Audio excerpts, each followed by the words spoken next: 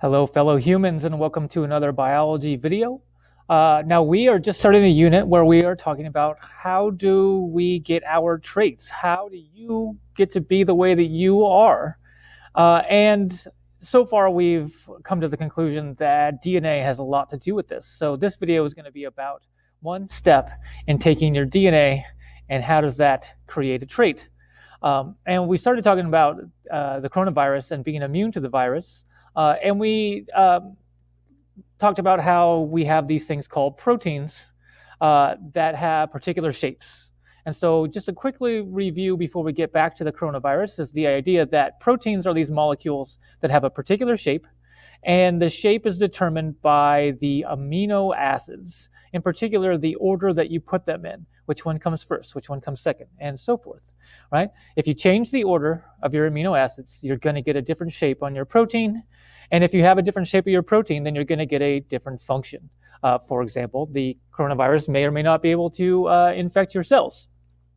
But we need to take a second here to talk about proteins, because proteins are varied. There are lots and lots and lots of different proteins out there. So for example, some proteins are for structure.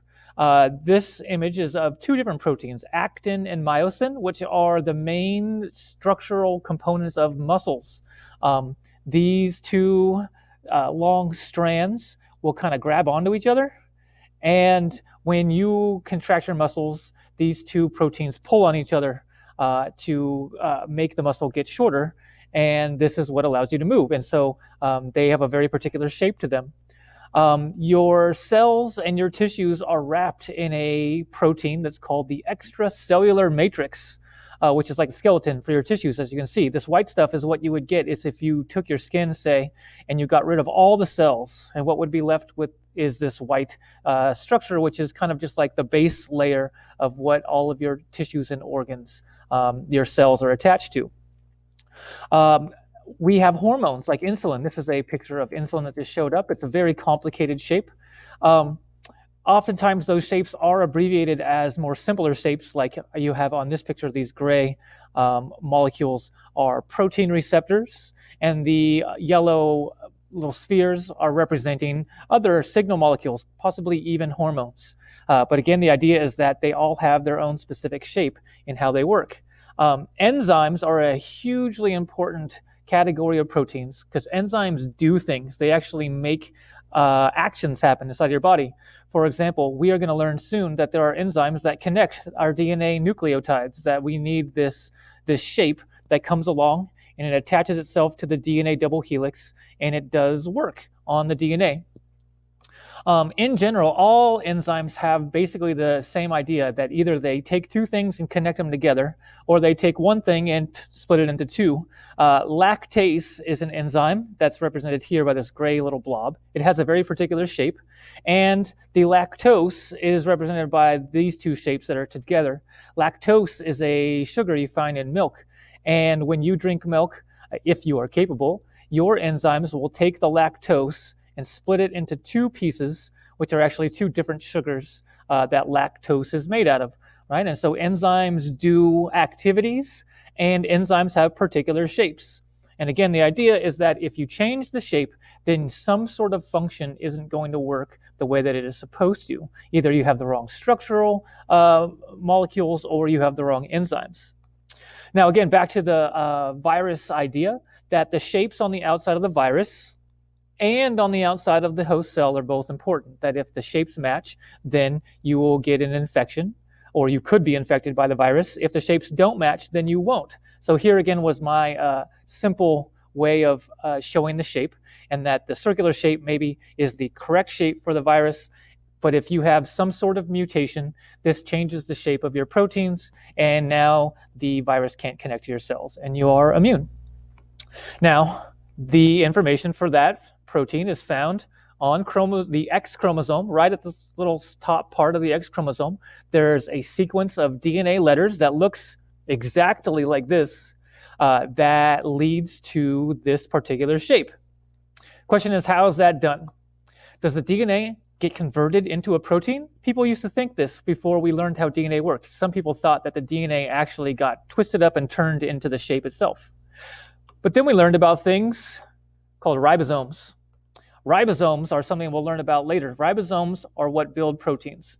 So DNA does not get converted. What we want to know is, how do we get the instructions to the ribosome? Eventually, then, we'll talk about how does the ribosome use the instructions. But today is all about how do we make the instructions to get to the ribosome. But there's a problem. The instructions, called the DNA, are inside of this place called the nucleus of an animal cell or a plant cell, right? The nucleus is closed off, and it's a protected area so that our DNA doesn't constantly get attacked by molecules and sunlight and all kinds of things. So our DNA is trapped in the nucleus. But the ribosomes that do all the work are outside of the nucleus in the cytoplasm, or on something that you might remember called the rough endoplasmic reticulum that maybe we'll get to at some point here.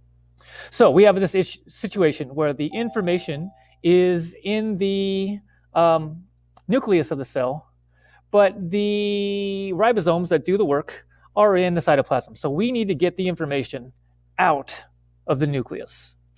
To do this, we need a new molecule.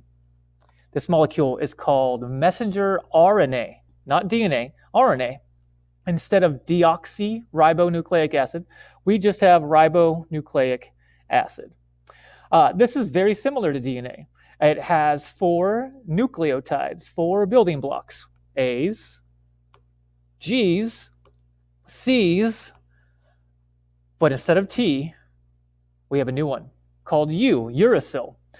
These are going to work almost exactly the same way, where the cell is going to take them and put them into long chains of the nucleotides. But this is where the similarities kind of stop, because we aren't going to get a second side of this, right? The U's have replaced the T, and then when we get to this part, the U is going to pair with the A. Remember, T's used to go with A's, but now the U needs to go with the A. The U is exactly the same thing as the T, it just has a different name. So that's going to be a difference. But the RNA is a single strand. Notice I'm not making that other side. It's not anti-parallel. And so this is a smaller molecule that can make its way out of the nucleus. And so its job is to carry genetic information. Rather than to store information, the RNA carries it from place to place. So the real goal here is to make a piece of messenger RNA. That messenger RNA is then going to fly off to find a ribosome. It's going to bring the information to the ribosome, and the ribosome is going to use it. So how do we actually get the information to be copied into the messenger RNA? This is a process called transcription. This is the main process of this video. In this process, we're going to open up the DNA and make a copy of it that's going to be a single strand. The image on the right-hand side of the screen is showing you this. It has actually only really 2 steps. It's going to be broken down into 3 steps, but it's really just 2. Number 1, you need a place to start. Here's the beginning of the gene, right? You got to have a beginning, and you need a worker. The worker is called RNA polymerase. This is an enzyme. We just talked about enzymes. Enzymes do things. This enzyme's job is to connect the RNA nucleotides, one next to another. You're going to see this in a minute. So the RNA polymerase is going to start at the beginning, and then it's going to separate the 2 sides of the DNA strands. This is called unzipping or unwinding, right? You see right there, the 2 DNA strands are being pulled apart so that you can access the nucleotides, so you can match up the letters. Then the RNA polymerase is just going to move forward. It's just going to copy where it's at, then move forward, copy, move forward, copy, move forward, copy, as you're going to see in just a minute. So here's a static image, just an image that doesn't move. But here is my model of how it works. I have a very short section of the DNA. I don't know where to put my head in this case, because everything's going to move. So first, we need a worker. We need an enzyme called RNA polymerase, and it's going to start at the beginning. The beginning is technically called the promoter. You don't need to know about the promoter. That's an AP biology. So now, once the RNA polymerase is in its spot, it's going to unzip the DNA. Now, technically, it only unzips in the area where it's at, But I have a glitch in my animation that I can never seem to fix. And so technically this area over here should still be closed, and it will only open up when the enzyme moves over to that spot. But again, that's not going to show here. Now that the DNA is open, now it's simple. We just need to pair up the letters with the DNA. So we're going to start over on the bottom right-hand corner. And as you can see, the letter U just showed up with the A because we don't have T's anymore, right? The U matches with the A. Then we're going to go to the next letter, which is an A again. So a U is going to show up. And here's actually where the enzyme did its work. Right there is a new chemical bond. We connected those two things together. Then the enzyme is going to go to the next letter. It's a T. So here comes an A. Remember, we still have the A. The A is not different. The only thing different is the U that takes the place of the T. So, and you might have noticed that it got joined together right there. Then it goes to the G to match the C, right? But now it needs to move down. And so it's going to move down. And when it moves, the DNA behind it closes. And now we're ready to pair up the next letter, which is a C. The C gets added to the chain. The RNA polymerase moves down. It matches up the next letter. It moves down and matches up the next letter. And it can do this actually at a clip of about 10,000 letters within a moment or two. It's super, super fast in reality. Molecules move very fast. But at the end of this, I'm going to make this go a little faster for my purposes. We now have a piece of DNA, or RNA rather, that matches the DNA exactly. There is no good place for my head. So right here is the RNA, right? We are matching up the letters and making it into a long chain. These pieces are all connected to each other, but they never got connected to the DNA, right? Up here is the DNA that we had opened up, but now that we're done with it, it's closed up again to protect our information. And of course, the information in both of these blue areas is equal to each other, right? In the messenger RNA, it starts AACC. Up here, it's AACC. Then it goes GUG, GTG, but again, the U and the T are basically the same. And then we, going forward, ACG, right? You can see AUU, AUT, ATT. The DNA information has been successfully copied into this thing called messenger RNA. And the messenger RNA will then fly off to find a ribosome. So you need to practice this.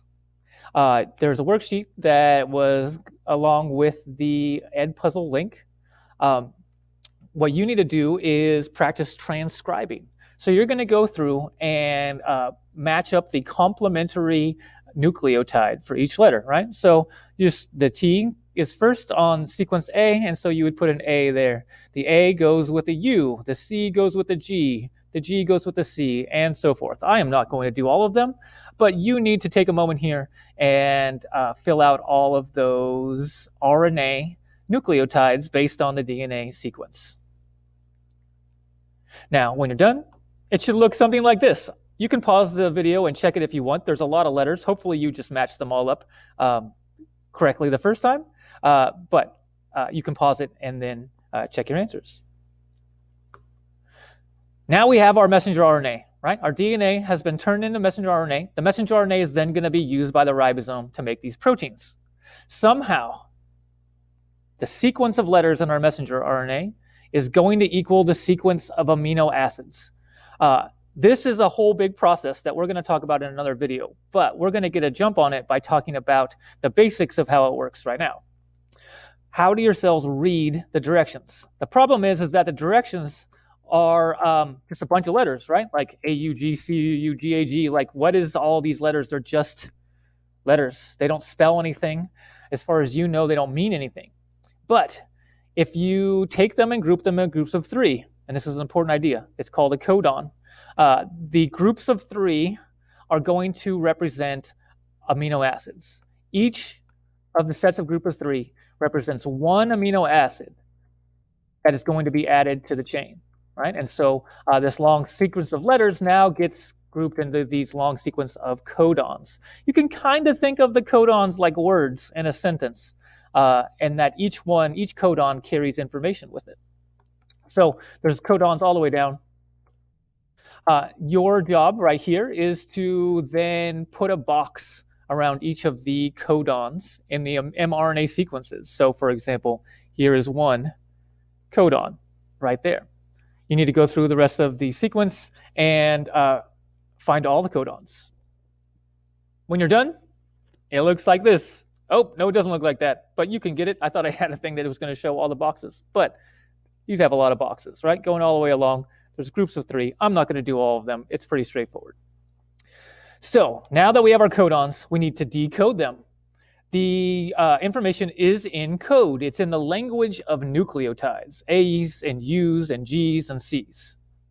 But our proteins are in the language of amino acids, these long chains of molecules that get into this long string, right? So we need to decode this. We need to translate this by using a chart. Each one of these codons, like I said, is going to represent one amino acid. AUG represents one of these things. AAC represents a different one of those amino acids. So here is something called a codon chart. It has all the different combinations. There are 3 letters to each codon, and there's 4 different letters, so that makes 64 combinations of letters that you can make 3 groupings of 3. Now, you could just search around on here, but technically there is a way to do this. So, for example, if you want to look up the codon for AAG, you would start at the A. You would go across. You know you're going to be in this row. You're going to go down this column, and then the G is the bottom of all of them. So if you follow it over and down and over, AAG is right there. And AAG represents the amino acid LYS. That's abbreviation for something called lysine, which is one of the 20 amino acids that your body uses to make proteins, right? So we need to practice with this, right? You're going to use the codon chart on your practice sequence. So here we have it, right? So here's sequence A. The first codon is AUG. So I go over here and I find AUG. Here's the AUG. It's in red, and its abbreviation is MET. So, you put MET. That's the first one. Now, the second codon is CGA. CGA is over here, and that's for arginine, which is ARG, right? And so you're going to make a sequence, right? Notice the first codon, then goes to the second codon, then goes to the third codon, and so forth. The third one, just keep going, is CAA, which is this one. This one's a tricky one. That letter is an L, actually, not an I. So that's GLN. Again, you need to go through all of the sequences, A, B, and C, just 3 sequences. Use the square chart and translate all of the sequences. This is what you would get at the end. You can pause it and check your answers if you did it properly. Now, there's a second type of chart. Usually, I would give you this circle chart on a lot of things. I prefer this one, but you never know which chart you're going to get, the circle chart or the square chart. The circle chart is a little bit harder to use, but I think it's faster because you don't have to just scan all over the place and try to find the one you're looking for. But there is a way to do this. So we are going to use the codon AAG again. Now, the codon, circle codon chart here, you start in the center. So there's the A, right? First letter's A. Now, the rule is don't cross the lines. Do not go across these solid lines. We need to stay in this quadrant. The next letter's A. I am not going to go up to that A. No, I'm not going to go to that A because that would make me cross a line. Here's the A that is within my quadrant that I was already in. Now I have isolated it down to one of these 2, right? I'm in this section right here. I should not cross those lines. G is the next one. So again, I'm not going to go down to this G. Nope, not going to do that. And I'm not going to go up to that G. I'm going to go to this G right there, which is lysine, which again is what we already knew, right? The other chart already told us that it was LYS, but this one just shows it in a different way. So on sequences D, E, and F, you're going to use the codon wheel, sometimes it's called. As before, AUG is the first codon. We have our AUG goes to methionine, right? The next one is UGU up here. So UGU is something called cysteine. And again, you go through and you translate all the 3 sequences, D, E, and F. And if you do it properly, it looks like this, and you can pause it. I use the full names on this one because there's no abbreviations. But hopefully you got those same things. Maybe there's a little bit weirdness because of your abbreviations, but that's not important. It's important that you can use the charts, right? So in the end, we took our DNA, took the information out of the DNA and put it into RNA, took the RNA and translated it using the chart to come up with this amino acid sequence, or one of these amino acid sequences. And again, those sequences are going to turn into the shape that we'll learn about as we go in further videos.